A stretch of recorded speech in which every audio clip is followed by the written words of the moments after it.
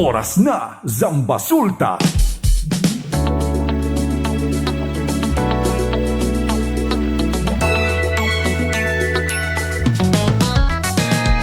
At nagbabalik ang oras na Zambasulta. Kayo pa rin po ay nakikinig sa 1116 DXAS, your community radio. Muli ako po si Sara May Tulabing at ang DXAS ay isa sa mga himpilan ng Far East Broadcasting Company at kasapi sa kapisanan ng mga broadcaster ng Pilipinas. Ang FEBC ay isang non-profit, non-commercial at donor-based radio station at dahil po sa katapatan ng ating Diyos at sa inyong partnership, tayo po ay nagpapatuloy sa paghahatid ng mabuting balita ni Kristo. Inaanyayahan po namin kayong maging bahagi ng ating radio ministry. Pwede nyo pong iscan ang ating QR code o kaya ay mag-deposit sa ating bank accounts para sa inyong donasyon. At para ma-acknowledge namin ang inyong donation ay magpadala po kayo ng mensahe sa amin. Muli, maraming salamat sa inyong partnership at God bless. Oras natin mga kaibigan, 7:46 ng umaga. Kaya lang kita manhay kung naldi aton listeners no na Facebook. Good morning kay Tristan Gulay, bumabati sa atin ng buenos dias Ate Sara. Kay Ma'am Elsa Baya, sabi niya, yes Lord Jesus, amen. Ayan, siguro no, di ko alam banda saan to, pero baka doon sa panawagan natin sa mga churches no, at maging bahagi ng solusyon para yung mga young people natin mas magabayan natin at hindi masangkot sa kung anong mga illegal activities no, gaya ng nangyari sa Cavite at sa Tacloban. Ganun din yung report kagabi, Negros Occidental naman no, nagsasaksakan no, may sinaksak. So patuloy po natin ipanalangin ang ating mga kabataan. Tanong ngayon.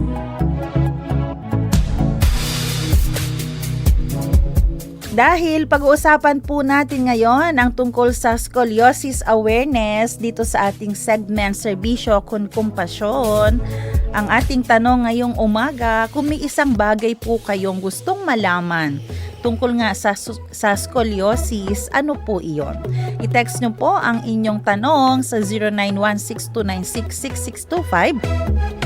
Pwede din po kayong mag-comment sa ating FB page sa 1116 DXAS. Again kung may isang bagay po kayo na gustong malaman, si Chenito Akel Ablakita, ano sa ba ng bagay sa Chabacano? Oo, basta isang bagay kayong gustong malaman tungkol sa scoliosis, ano po yun? I-text sa atin, again, 0916-296-6625 o sa ating FB page, 1116 DXAS, your community radio.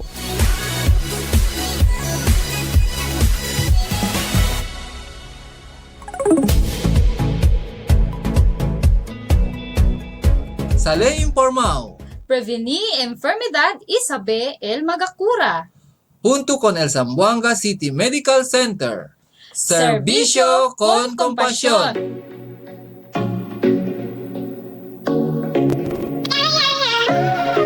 Para pag-usapan ang tungkol sa scoliosis awareness, curve alert, get your back check, makasama po natin ngayon ang isang orthopedic surgeon, Dr. Melissa Ann Galope from ZCMC. Doc, good morning, maayong buntag. Hello ma'am, good morning, maayong buntag. Yes po, welcome po Doc dito sa ating segment. Daghang salamat Doc, Doc sa imuhang oras ug panahon nga gihatag dinhi sa DXAS. Thank you din po. Ayan. Sige Doc, pag-uusapan po natin ang tungkol sa scoliosis. Una po sa lahat Doc, no, may mga haka-haka na ang scoliosis para lang daw ni sa mga tigulang Doc. Sa baka tinuod Doc, para lang ba ni sa mga tigulang? So, naay laing-laing klase na scoliosis. So, naay ang pinaka-common na type of scoliosis is katong naka-affect sa mga bata, usually around 10 to 18 years old. Pero naapot tayo scoliosis na pang-elderly. So, daghang klaseng scoliosis, so daghang age group ang pwede magka-scoliosis. Pero most common is katong sa mga bata. 10 to 18 years old Doc, tama ba Doc? Yes po. Yes po. Okay, siguro Doc, no, para mas masabdan po sa ato ang mga radio listeners, pwede man dato ni explain unsa ning scoliosis Doc? Yes po. So, ang scoliosis is medical condition siya na naay abnormal na curve sa spine. So, usually, makita nato sa mga bata na ay S or C na shape sa spine. Mhm. So, kanang ginatawag nato na scoliosis, basta na murag abnormal na curve sa spine sa mga bata. Unsa ang cause, Doc, ngano mo curve ang spine sa mga bata? Yes po. So, ang most common, nailaing-laing klase na scoliosis, no? Pero ang pinaka-common na type of scoliosis is itong ginatawag nato na idiopathic scoliosis. Sumuto ang scolio na makita nato sa katong mga bata na 10 to 18 years old. So, ang pangalan niya is idiopathic, pasabot na wala jud ta kabalo sa main reason ngano magka-scoliosis ang mga tao. So, ang word na idiopathic, pasabot, murag wala ta kabalo sa main cause. So, walay number one reason or main reason kung nga na magka-scoliosis ang mga bata. How about po ang sa elder? Na bata makita nga reason na ngano ni? Sa elderly, usually, ang ginatawag na po nato na kay degenerative na scoliosis. So, mahitabo lang po siya. Mura lang siya art kung naga-edad ta, magka-arthritis ta sa tuhod. Ang scoliosis na sa elderly, mura lang po siya due to aging. Due to wear and tear sa spine, due to aging, mga changes sa lawas, mo po itong makakos sa scoliosis sa mga elderly. Pero Dok, tinuod ba to, Dok, nga kung kanang bata pa siya, nagsige na siya karga og bugat, nag-contribute po to, no, para magka-scoliosis siya? So, isa na sa ginatawag nato na murag myth, no, about scoliosis. So, kanang pag-carry ka sa backpack or kanang mag-sling bag or na-position sa pagtulog, masing asa dito sa tulo, dili siya maka-cause og scoliosis. So, safe lang to tanan. So, dili po do tinuod, Dok, kana kay kulang daw sa gatas, mauna na nahimong kanang murag, nakuba ba po na, Dok? Ma-consider? Oo. Ang pagkulang sa gatas, dili siya maka-cause og scoliosis. Okay. Pero siguro katong sa mga elderly nato, mas maayo gyapon mag-increase silang calcium. Pero kung scoliosis ang topic, dili siya cause sa scoliosis. Oo, kasi gani sa mga bata, no, wala pa nato nahibaw ang Yes, karon kung unsa jud ang main reason ana. Pero Yes, po. Dok, ngano ba pud importante nga maistoryahan ni nato karon? Ano po yung kahalagahan nito, Dok? So, especially, no, ang scoliosis actually very common. So, sa mga recent studies, nagaingon sila na around 3 million na Filipinos kay affected na sa scoliosis. So, common siya na condition, no? So, ang importance sa scoliosis awareness or kaning ginahimo nato na podcast karon is para makabalo ang mga bata or makabalo ang mga parents or mga grandparents kung unsa jud ning scoliosis. Kay ang importante sa scoliosis is ang ginatawag nato na early detection pati early na treatment. So, if mas sayo nato makita na ang bata na ay scoliosis, mas sayo po nato siya ma-treat. Especially, Dok, no, karon nga naibawaan na to, no, as early as 10 years old, abigani ni namo, Dok, pang tigulang lang ni siya nga sakit. Pang 10 Yes, years po. old, mag-start di ay pud ni siya sa 10. Pero ngano gaha, Dok, na-discover na to pag reach niya og 10 years old, din na siya pwedeng magka-scoliosis? Oo. Usually, sa mga bata, kung 10 years old, dito nagasugod ilang ginatawag nato na growth spurt. So, dito sila murag mo tangkad. As habang nagatangkad ang bata, muputong time na kung naaman sila scoliosis, dito siya mugawas o dito po ang time na mudako po ang kurbada nila sa ilang likod. So, usually sa around 10 years old, naga-growth spurt ang mga bata. So, habang nagatangkad sila, nagadako po ang curve nila sa likod. So, kaganiya, Dok, na-explain na to, wala pa ta main reason, pero naadiri Yes, pangutana, genetic ba? Pwede ba ning mamana kung ang mama or ang papa, pwede po ang anak? Pwede po siya. Dako ang ginatawag ng murag genetic predisposition siya scoliosis. So, pasabot ana kung imong papa o imong mama na ay scoliosis, mas dako ang tsansa na ikaw mismo magka-scoliosis pod or same pod if nakay igsuo na naay scoliosis, mas dako po di mo ang risk na magka-scoliosis sad ka.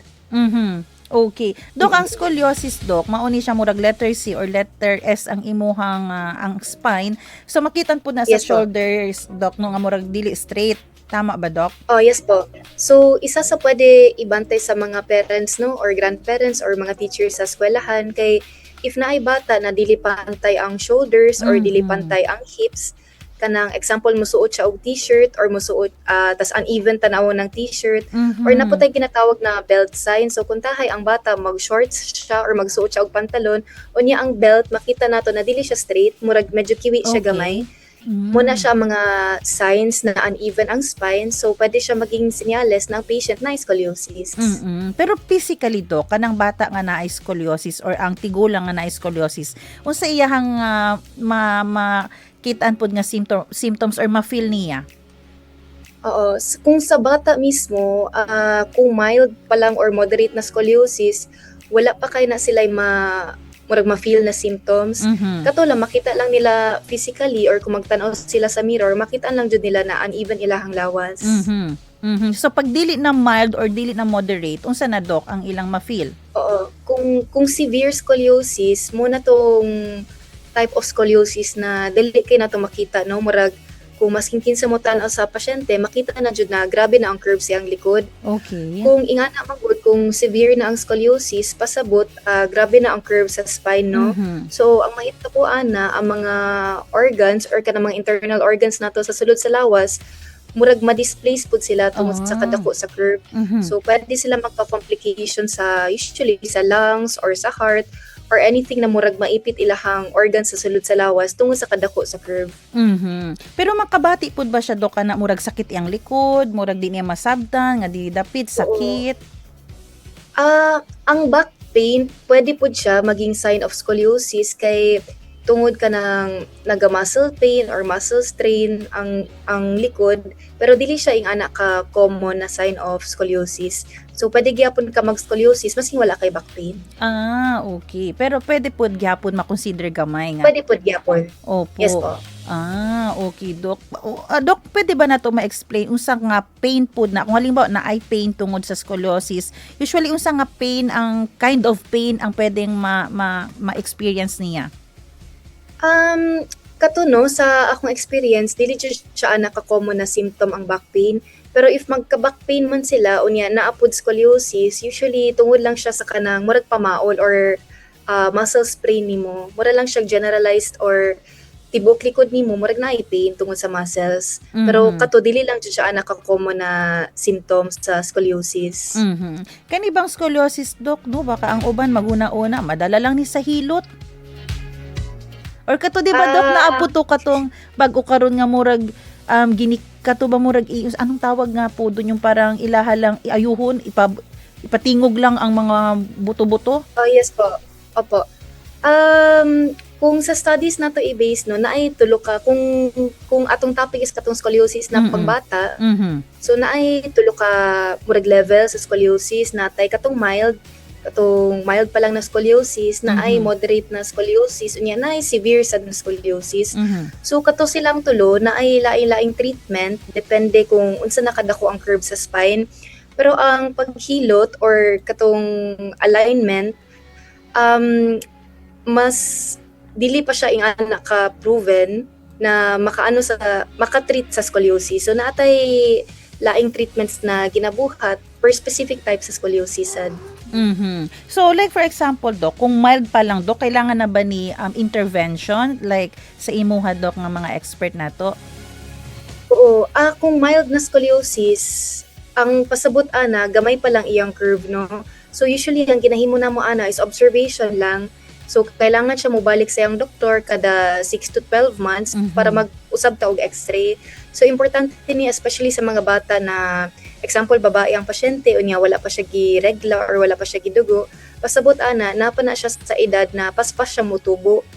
So kung iana na edad unya makita nato na siya mild na scoliosis, very important na mo monitor ta, pasabot mo x-ray ta every 6 to 12 months. Kay dira usually ang age sa mga bata na paspas sila mo tangkad unya paspas pud mo dako ilang curve. So pwede na sa unang pagkita nako sa pasyente mild scoliosis pa lang, pero after 6 months, after 12 months, pwede na siya mudako. Pwede po siya paspas mudako. O sa Dok ang atong advice kapag mild pa lang ang scoliosis sa ato ang bata? Yes po. If mild pa lang na scoliosis, is kato lang jud, kailangan lang nato i-monitor, tapos ibalik lang jud siya sa doctor every 6 months or every 12 months. Aside ana, pwede po ta pwede po ta magpa-physical therapy kay kung mild pa scoliosis mo to ang tuna proven na treatment, so katong observation unya monitoring every 6 to 12 months, pati pwede po ta magpa-physical therapy. Ang point sa physical therapy is murag i-strengthen lang po niya ang muscle sa likod basta mga mild pa na scoliosis. Madala ba ni siya, Doc, sa proper posture po? Dapat straight po imong kwan? Oo. Kana isa sa mga misconception, no, kay ang ubang parents pag tan-aw nila sa ilang anak, murag tan-aw nila bad posture lang kana ang Opo. bata wala lang gatindog og tarong ana. Pero ang reason na ana is kay tungod uneven na jud yang likod tungod sa scoliosis. So di na jud madala sa proper posture lang. Therapy na jud. Natay kinatawag na posture training na ang bata i-correct niya mismo ang posture niya, pero iba pud ang treatment kung scoliosis na jud siya. Okay. How about, Doc, ang pag-moderate na iyang category? Unsa ang Sige, treatment? so yes po. So kato kung mild observation lang, no, unya monitor ta, x-ray ta every 6 to 12 months. Kung makita na po nato na moderate ang curve, pasabot mas dako na gamay, kailangan na nato isugod ang bracing.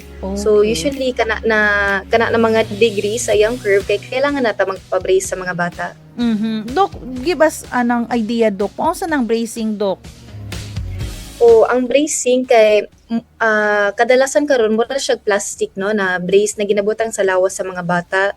So isa ni siya sa pinaka-proven na treatments no for scoliosis kay sa mga studies karon nagaingon sila na almost more than 85% sa mga bata na na-moderate sa scoliosis kay ma-manage sila or ma-manage ilahang curve kung mag-brace ta. So ang pinaka-importante ana ang brace kay ginasukat jud na sa lawas sa mga bata o nya mura gina-fabricate jud na specifically para sa ilang Customize lawas. sa ila, ha? Customize sila. So bali kung naa na sila katong customized na brace, ang next na pinaka-importante na kailangan nila buhaton kay sulubon jud nila ang brace. At least 18 to 20 hours a day suoton nila. Kay kadalasan ang makita namo na example na ay moderate scoliosis ang bata unya masing naga-brace kay nagadako paghihapon ang curve. Usually ang cause ana is ang bata suoton nila ang brace kung naa sa balay pero inig-abot nila sa eskwelahan ginatanggal nila kay ang uban maulaw or ang uban kay initan sila. So ang pinaka-importante sa brace kay ang compliance or kailangan jud nila suoton for at least 18 to 20 hours a day. Pero kung matulog na, pwede na tangtangon, Doc. Pwede na itanggal. Isuoton gihapon siya. Bali, opo, ang only time na, actually ang gina-recommend na mo, ang only time na tanggalon ang brace if maligo ang bata, or kung tahay gusto siya magdula o basketball, mga 1 to 2 hours, pwede po niya tanggalon ang brace, pero suoton na po niya pagkahuman. Opo, pero mentioning, Doc, pwede di ay gyapon mag-live normal life ang bata kay pwede man di mag-basketball. Oh, yes po. Gina-advertise na mo actually or gina-encourage na mo ang bata even if na scoliosis na mag-engage siya sa sports. Ang purpose ana is para at least ilang lawas healthy gihapon unya ang muscles nila sa likod kay kusgan gihapon. So masking unsang activity pwede man mag-basketball sila, mag-swimming sila, safe lang para sa mga bata na na scoliosis. Doc, kaning ang brace, Doc, affordable ba ni Doc? Paunsa ba ni siya, Doc? Yes po, ang brace, I think mo-cover man siya sa PhilHealth, no? Tapos usually kung kami makakita mi og bata na kailangan og brace, gina-refer po namo sa mga rehab para ma-fabricate ang brace or ma-customize ang brace para sa ilaha. How about, Doc, ang pag-severe ang iyahang scoliosis, Doc? Kung sa ba ni siya? Naabata surgery or wala? Oo, so kung severe na po na scoliosis, usually kanitong mga type of patients no na slowly nag-start ang curve nila, gamay pa lang, pero kato siguro either wala nakapakonsulta or wala na dayon sa treatment. So slowly ang curve nila gikan sa gamay magpadako ng padako hantod mahimo siya og severe na scoliosis. Kung severe na po na scoliosis, ang only treatment nato ana is surgery na. So natay ginatawag na scoliosis na surgery. Ang reason mong gud ana kung severe na ang scoliosis, masing magbutang ta og brace. Ang brace mura dili na niya makontrol ang curve, no. So magdako gyapon na siya ng padako. Kung severe na ang scoliosis. So ang only treatment nato kung severe na is surgery na. Unsa ginihimo sa surgery, Doc? Kini straight ang bukog? Oo. So bali natay ginabutang na murag implant no or bakal sa likod sa spine. So natay ginabutang na mga screw unya hinay na muna siya og straight. Mhm. So muna siya ang ginatawag nato na scoliosis surgery. Mhm. Pero kanang surgery, Doc, available na ba sa ZCMC? Available po, yes sir. Okay, at least good news, Doc, no, nga dili na sila moadto sa lain nga lugar para magpa-opera. So kani siya for Yes, po. sure, cover pod ni siya sa ato ang PhilHealth or pwede pod mga itabang sa MSS or malasakit, no, kung naa sa general. Daghan tag financial assistance na pwede madaulan. Okay. Doc, kani siya, mao ni ang senaryo sa 10 to 18. How about kung tigulang na ang pasyente? Dito pa niyan hibawan nga na siya moderate to severe scoliosis. Unsa pod, lahi pod ba ang ato ang approach sa treatment? Oo, lahi po. Kung adult na siya, wala na tong mild, moderate, or severe na scoliosis. In general lang siya na ginatawag na tong degenerative na scoliosis or katumor scoliosis sa mga elderly. Usually kung elderly na scoliosis, dili naman grabe ang simptomas nila. Kadalasan, pwede conservative lang, pasabot, observation lang. Or kung naa siya degenerative na scoliosis tungod sa osteoporosis, kay pwede na to i-treat ang osteoporosis. Daghan na sila laing-laing treatment na pwede na to buhaton. Doc, balikan ko yung severe scoliosis ng 10 to 18 years old. Pag severe na ang ilahang condition, Doc, unsa na ang mga bawal sa ilaha? Naa pa ba sila kaya buhaton? Kay nakakita ko sa video, Doc, no? Kapag severe talaga, murag wala na jud, tiko na jud, pa letter C or pa letter S na jud. Siguro maski nang pagtindog, Doc, no, lisod na ba? Oo, majority sa time maglisod na sila no kay murag wala na balance ilahang lawas. So makita nimo usahay maglisod sila og tindog, maglisod sila og lakaw. Tapos makalib magyapon sila a normal life kaso lang ang problema is tungod naipit na ang lungs. Kadalasan na jud sila mga limitations no kanang puntahay dili sila makalakaw og layo or makadagan kay paspas sila hangakon. Kay tungod naipit na ilang baga, naipit na pud ilahang kasing-kasing. If ever, Doc, nga wala yun nila gibutangan attention kani ilang scoliosis, unsa ang pinaka-worst nga pwedeng mahitabo, Doc? Kato siya, if dili hatagan og attention ang scoliosis, muto siya no from gamay pa lang mahimo na siya dako na curve. So possible mahimo siya dako kay na curve sa likod or severe na scoliosis. Kung maabot tag severe na scoliosis, ang downside is daghan murag kato restrictions ang bata. Ang isa is murag maglisod sila o padako sa bata or naa siya murag arrest sa growth sa bata kay tungod kato naipit ang lungs, naipit ang heart niya, daghan na siya limitation sa growth potential sa bata. Pero for public knowledge, Doc, kani bang Yes, po. ang scoliosis ba pwede mag-cause og death or ang tungod na apektuhan iyang internal organs mao ang mahimong cause of death niya? Pwede siya mahitabo pero rare lang kaayo. Kung grabe lang pud kaayo ka severe ang scoliosis to that point na grabe nang pagkaipis sa iyang heart, pwede siya maka-cause of death pero very rarely. Okay. Kung grabe lang jud kaayo ka severe ang scoliosis, unya even if severe ang scoliosis, rare lang pud kaayo siya mahitabo. Pero it can happen. Pero wala po siguro parents no pasagdaan nila ilang anak makita na lang nag-moderate na, nag-severe na, siguro maskin po Yes po. bisag pobre ta makabuhat jud ta og pamaagi nga makaadto sa ospital, mapa-check up jud ang bata kay maluoy man pud ta kay anak man na nato, Doc, no? Yes, ma'am. Yes Oo po. Sige, Doc. Ang pangutana po, Doc, so halimbawa, naa sila makit-an gamay symptoms, time na ba para magpa-check po sa inyo? Yes po. So sa amoa, actually the earlier the better, no? So masking ang mga parents kanang dili sila sure or in doubt sila kung scoliosis ba ang bata, mas maayo jud ipa-check up. So example kato makita nila na uneven ang shoulders or dili pantay ang hips. Katong giingon ako na murag kung magsuot og belt ang bata, kung dili straight ang belt, murag na siya tilt gamay.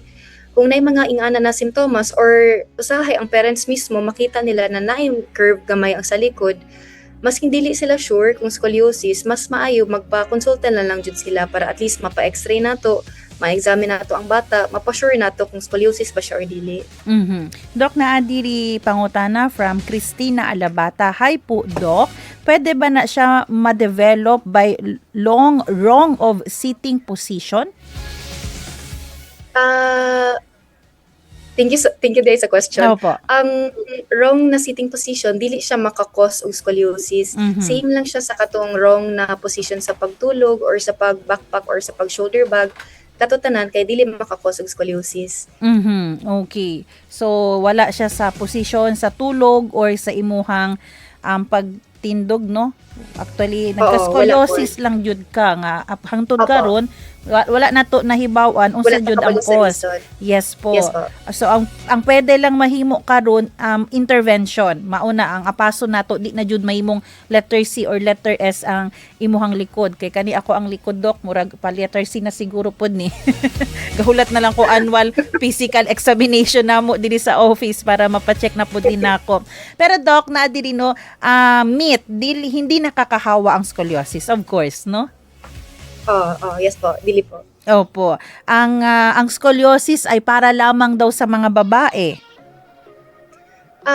Mas common jud siya sa mga babae. Murag, I think, sa akong ma-remember, murag 7:1 ang ratio. So, sa kada 7 ka babae na scoliosis, isa lang ka lalaki ang magka-scoliosis. So, mas common jud siya sa mga babae. Majority sa akong pasyente, babae po. Pero pwede kayo siya mahitabo sa mga lalaki. Nawawala ang scoliosis habang lumalaki ang bata. Tinuod ba ni Doc? Dili gani, no? Actually, oo. Actually, opposite siya, no? Kung wala tay buhaton, habang nagadako ang bata, mudako po na ilang curve. So, kato, especially if 10 or 11 pa lang ang bata, niya makita nato na medyo uneven ang shoulders or medyo naana siya curve sa iyang likod.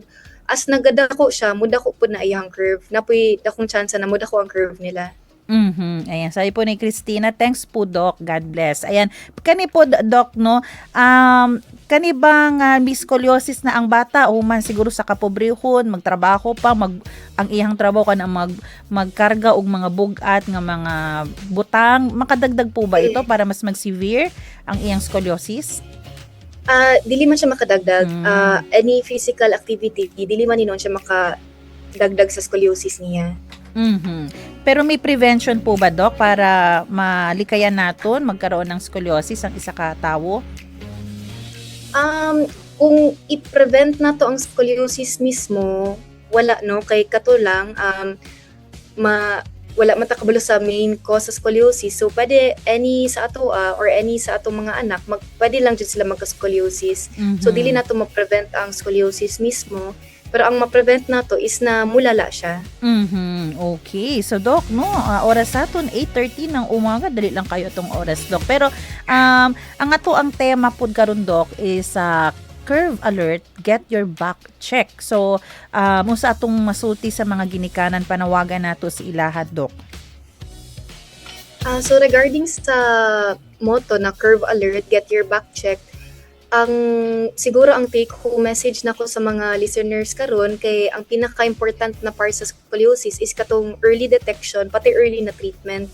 So sayo pa lang if makita ninyo na naay symptoms imong bata of scoliosis, siguro ayaw na hulat, ato na mo sa inyong doktor, ato na mo sa clinic, ipa-check jud siya kay the earlier na makita nato na naay scoliosis ang bata, the earlier nato siya ma-treat. So, very important na early ta magpa-check sa itong likod. So, kato, curve alert, get your back check. At sa ZCMC, Doc, kailan po open? No? Paunsa ang schedule? Paunsa ang proseso, Doc? So, daghantag ortho dito sa ZCMC. So, naatay outpatient clinic dito, everyday man po. So, kung naay gusto magpa-check sa yang scoliosis or naay gusto magpa-screening for scoliosis, pwede lang ta mag-ato sa ZCMC na outpatient department. Monday to Friday, Doc? Yes po, Monday to Friday. Monday to Friday. Yung sa oras, Doc, mga 8 a.m.? 8 a.m. mag-start, hantod, I think 1 or 2 p.m. Okay, 1 to 2 p.m. Ayan. Nako, oras po natin mga kaibigan, 8:15 ng umaga. At marami po tayong natutunan ngayon, no? Especially ako, ang scoliosis ay para lang sa mga tigulang. Para po di most kadaghanan gayon sa mga bata po di ay ni siya, Doc, no? 10 to 18 years, Yes po. 10 to 18 years old. So, Doc, daghan kayo salamat sa imuhang pag-explain, sa imuhang Thank you din po. sa paghatag og education sa amo regarding ani, and hopefully no ang ato ang mga nanay, ato mga parents, guardian, kung ato anang makita nga nain mga symptoms atong mga bata, pumunta po agad sa pinakamalapit na ospital or pwede rin sa ZCMC, kay pati surgery available na po sa kanila o pwede makover sa PhilHealth. Okay? Oras natin 8:50 ng umaga muli. Maraming salamat po sa naging guest natin ngayon sa ating usaping scoliosis, Dr. Melissa Ann Galope. Doc, daghang salamat. God bless you po, Doc. Maraming salamat. God Ay. bless. Thank you.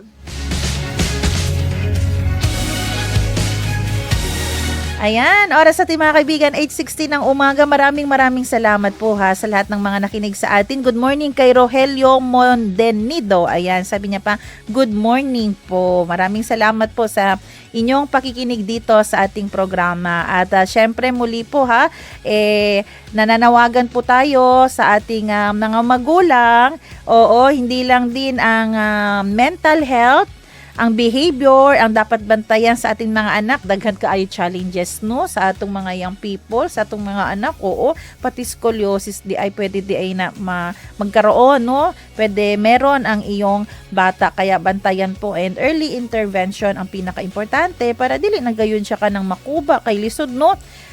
Kung kanang makita nato na kuba na siya, oo, affected na ang uban internal organs niya. Sige po, pumunta po tayo sa ating announcement. Okay, announcement from NGCP, schedule the power interruption sa Sabado. Ayan, ito 10 hours and 30 minutes. Magsisimula ng 5:15 a.m. to 3:45 p.m. Ito yung, I think ito yung na-cancel last Sunday. Madayon na yun siya karong Saturday. Affected, Zamboanga, Tumaga, 69 kV transmission line. Puti-Kulyanan and Sangali substations. Okay? Ready, get ready. Barangay Giwan, Tumaga, Arena Blanco, Presa, Divisoria, Tetuan, Zampen/dedicated, Pasobolong, Mercedes, Kulyanan, Kuruan, and Fishing Port Feeders. Ang rason, line maintenance activities dira sa Zamboanga, Tumaga, 69 kV line. Part ng NGCP annual maintenance schedule for calendar year 2026. Okay? Iba pa yung calendar activity rin ng Zamselco. Si Zamselco talaga, good morning po sa inyong lahat. Oo, at syempre announcement din po pala natin para doon sa mga nangangailangan ng burial assistance. Ayan, ang ating alkalde po kahapon ay Facebook live, at sinabi niya po doon siya Alya kay Nima yan na CSWD Burial Assistance. Si PD2 Burial Assistance, hindi ito anda alya na CSWD. CSWD, aki man si apiki na Petit Barracks, hunto na City Health Office, Seidel City Health Office. Aki yale na City Hall, yung dating licensing office ni Sir Barredo, aliya to anda para PD ayuda para na burial assistance, no? Si El Burial, si Chene Kenya Muri, pwede to PD ayuda na gobyerno para na expenses kay Chene 2. So, ganun pa rin, I think, no? Indigency, and then death certificate, valid ID, authorization letter siguro kung kailangan, no? At ano pa ba? Mga photocopy lang naman yan ng mga requirements. Yun yung importante. So, si entrato na City Hall, diretso to kunese, di ba, entrato na machine. O nung matusubi ariba kay Noy Ala. Noy taman akil oni kita tapaga violation di aton, si Yakuy Kuntigo. Entra lang to diretso, kabar turn left. Tali el licensing office, pwede to ali anda. So, amo sa latest, no, onde pwede anda di aton vivientes de Zamboanga, si kere sila pidi ayuda para na burial assistance. Okay? And then, may ibang announcement pa po ba tayo? Okay, tingnan natin. Ayan, sige, puntahan naman. Congratulations pala sa may Barangay San Roque, sa San Roque Bypass Road. Oo, naglagay na dyan ng street lights. Antes bin iskuro si Ali, ara, Chenny Ali, 121 installed street lights. Si Chenia street light, alisod na maghimo dira og mga kababalaghan. Maskin akel mga kere kapasitan involved na mga ko sa illegal activities, klaro ya dito yung kara. Diba? So, dahil may ang laking tulong kasi pag may ilaw na. So, sabi pa ni Mayor Olaso, next barangay Kabatangan niya. So aral, antes iskuro, bien, klaro ya gayod. Maskin hindi gatuman antipara, klaro ya. Pero importante, syempre man antipara. Okay. Dumako po tayo sa ating ulat panahon. Weather Report.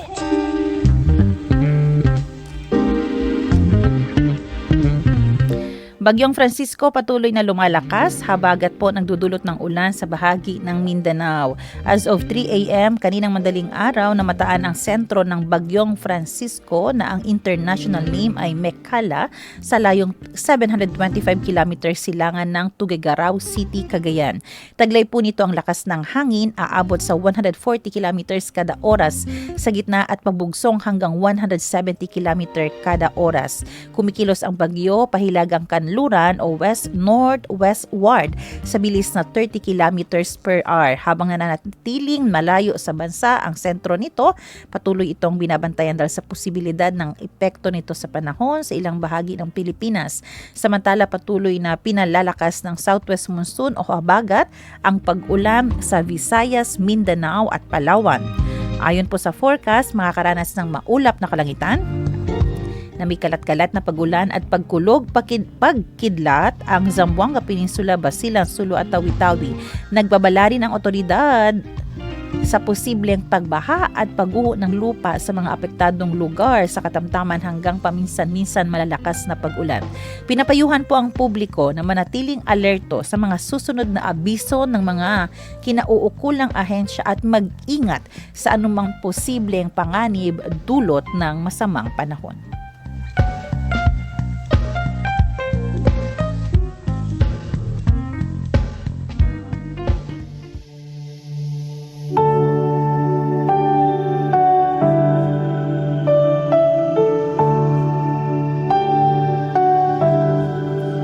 Manalangin tayo, Ama namin na nasa langit, kinikilala po namin na kayo po ang Diyos ng bansang Pilipinas, ang Diyos ng bawat pamilya at ng bawat individual. Maraming salamat po, Panginoon, sa mga revelations na binibigay niyo sa amin, kung saan bakit minsan nagtataka kami nangyayari ang mga kasamaan sa mundong ito. Ito po ay dahil nakakalimutan namin ang aming relasyon sa inyo o hindi po namin ina-acknowledge kung sino kayo sa aming buhay. Isang paalala po ito, Panginoon, na wala talaga kaming kayang gawing tama kung wala po ang tulong ninyo. Panginoon, hindi nyo po plano, wala po sa inyong karakter na kontrolin kami. Dahil mahal na mahal nyo po kami, binibigyan nyo kami ng sariling will sa aming buhay. But at the same time, pinapaalala nyo po sa amin na kung walang Diyos sa aming buhay, wala pong matuwid na pwedeng mangyari sa mundong ito. Lord, we continue to pray, Lord, para sa aming mga estudyante, sa aming mga paaralan na patuloy nakakaranas po ng mga challenges. Ilang mga paaralan na po ang nagkaroon ng report na may mga crime incident ang nangyari. Lord, we pray for our school heads, teachers, students, lahat po ng nakaranas ng trauma, lalo na ang mga biktima. May mga namatay, may mga nasaksak, may mga pamilya na nagdadalamhati ngayon dahil bigla nawalan ng anak. Nakala nila safe ang paaralan pero nagkaroon na po ng duda. Lord, we continue to pray for them. Kayo po ang siyang sumama sa kanilang struggle, burden, fear sa mga panahong ito. Lord, we pray, Lord, na patuloy niyo po silang gabayan at sa lahat ng mga nararanasan nilang trauma, grieving, anger, hatred, Yung hindi nila maintindihan bakit nangyari ito, Lord, Panginoon, hawakan niyo po sila. Hold them. At ibigay niyo po sa bawat isa ang awakening kung bakit po ito nangyayari. Gabayan niyo po, Panginoon, ang aming mga kabataan. Sila po ang target ng kaaway. Target po ng kaaway na sirain ang buhay ng aming mga young people. Una sa lahat, para hindi maging productive sa future o sa present time. Pangalawa, para mas lalong lumayo sa inyo. But in the name of Jesus, we pray, Lord, na kayo po ang mag-redeem sa mga kabataan. I-redeem niyo po ang kanilang spiritual life. I-redeem niyo po, Panginoon, ang kanilang buhay. Mahal niyo po sila, mahal niyo po ang bawat isa at hindi po ito ang plano ninyo. Lord, we pray, Lord, yung mga kabataan ngayon na takot nang bumalik ng eskwela, patatagin niyo po ulit sila, Panginoon. At bigyan niyo po ulit ng lakas ng loob. At bigyan niyo po sana ng maraming idea ang aming government, ang aming DepEd, ang aming local community leaders, paano mas makakaramdam ng safe ang aming mga bata, lalo na sa loob ng classroom. Lord, we pray for our teachers na natatakot din dahil tao lang din po sila. We pray, Lord, that you will continue to strengthen them. Lalo na po, kailangan nilang magpakita, kailangan nilang mag-show up with courage para po sa aming mga estudyante. Dahil kung hindi po, hindi magiging normal muli ang buhay ng mga bata, hindi makakapag-aral. Strengthen niyo po ang aming mga guro, Panginoon. Kailangan po nila ang inyong tulong dahil alam ko po sila ay nagpapatatag lang din para makabalik po sa eskwela kahit takot na takot sila. Lord, we pray for every families na nalulungkot, nasasaktan, nagagalit dahil nawalan po ng anak sa buhay, lalo na po doon sa Tacloban. Lord, I hope balang araw makamit nila ang justice. Panalangin ko po, Panginoon, na ibigay niyo po sa kanila ang justice at ang kapatawaran. Hindi man siguro ngayon, pero balang araw. Maraming salamat po, Panginoon, sa inyong kabutihan. I-bless niyo rin po yung mga nakakaramdam ng symptoms ng scoliosis na makapag-check po sila sa pinakamalapit na ospital. Ito po ang aming samot dalangin sa pangalan ni Jesus. Amen.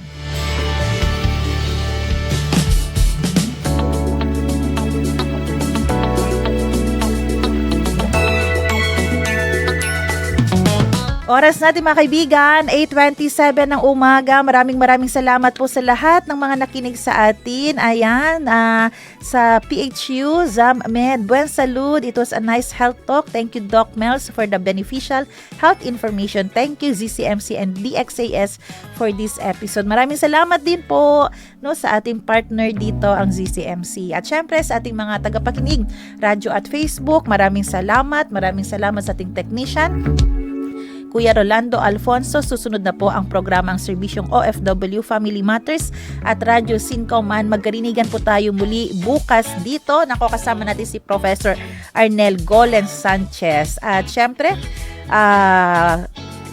tuwing alas 7 ng umaga, Monday to Friday, ako po si Sara May Tulabing, nagpapaalalang posible ang pagbangon at pagbabago. Tayo po ay maging bahagi ng solusyon ngayon. Sama-sama tayong umaksyon dahil oras na Zambasuta.